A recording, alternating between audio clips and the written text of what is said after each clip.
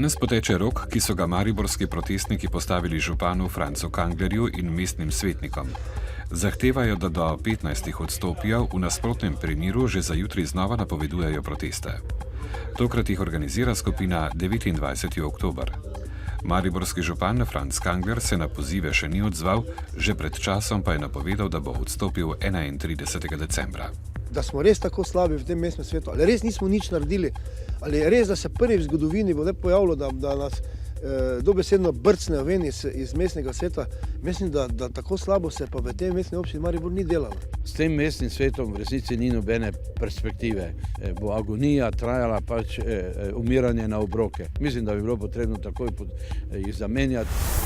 Danes se pred mariborskim sodiščem zagovarja približno polovica še priprtih protestnikov. Spomnimo, 12-terica je bila aretirana na protestu 3. decembra. Policisti so takrat pridržali 119 ljudi, od tega jih je 28 ostalo pridržanih. Prvi je pred sodnico stopil 35-letni teolog Žarko Strahinič, ki je krivdo priznal. Izrečena mu je bila pogojna obsodba 5 mesecev in na 15 dni zapora. Poslanci bodo danes obravnavali 4 predloge novel zakonov, ki nekdanjim funkcionarjem, med drugim predsedniku republike, višino nadomestila po končani funkciji znižujejo za 20 odstotkov. Državni zbor bo obravnaval tudi predloge novel zakona o deviznem poslovanju, zakona o upravnem sporu in zakona o izvrševanju kazenskih sankcij. Poslanke in poslanci se bodo pred iztekom leta sestali še na 2 izrednih sejah. Prva bo že v petek, na njej bodo med drugim obravnavali predlog zahteve za presojo ustavnosti posledic, ki bi nastale zaradi zavrnitve zakona o izvrševanju proračuna na referendumu. Državni zbor bo na petkovem izrednem zasedanju razpravljal tudi o noveli zakona o igrah na srečo in o ratifikaciji poroštvene pogodbe za TEŠ 6. Poslanci se bodo na izredni seji sestali tudi 28. decembra. Takrat bodo obravnavali spremembe zakonodaje glede šolske prehrane in predlog rebalansa računa finančnih terjatev in naložb ter računa financiranja državnega proračuna za leto 2012. Vlada obravnava poročilo o škodi po novembrskih poplavah. Škoda je ocenjena na 373 milijonov evrov, prizadela pa je 112 občin in 7982 oškodovancev. Zbrani podatki kažejo, da je bil presežen nacionalni prag 209 milijonov evrov, na podlagi katerega lahko država zaprosi za sredstva solidarnega sklada Evropske unije.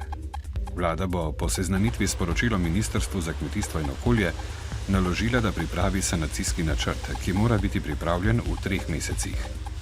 V tem trenutku še ni znano, koliko denarja bo državi uspelo zagotoviti za sanacijo, saj zato obstajata 2 oviri: sedanje finančno stanje v državi in blokada proračuna.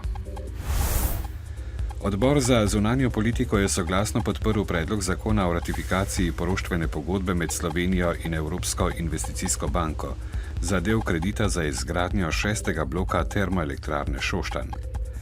Končno besedo glede ratifikacije poroštvene pogodbe bodo imeli poslanci na naslednji seji državnega zbora.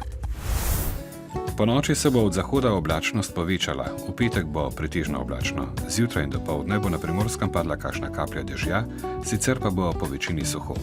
V soboto se bo na Primorskem in v višjih legah delno zjasnilo, po nižinah pa bo večinoma megleno ali oblačno.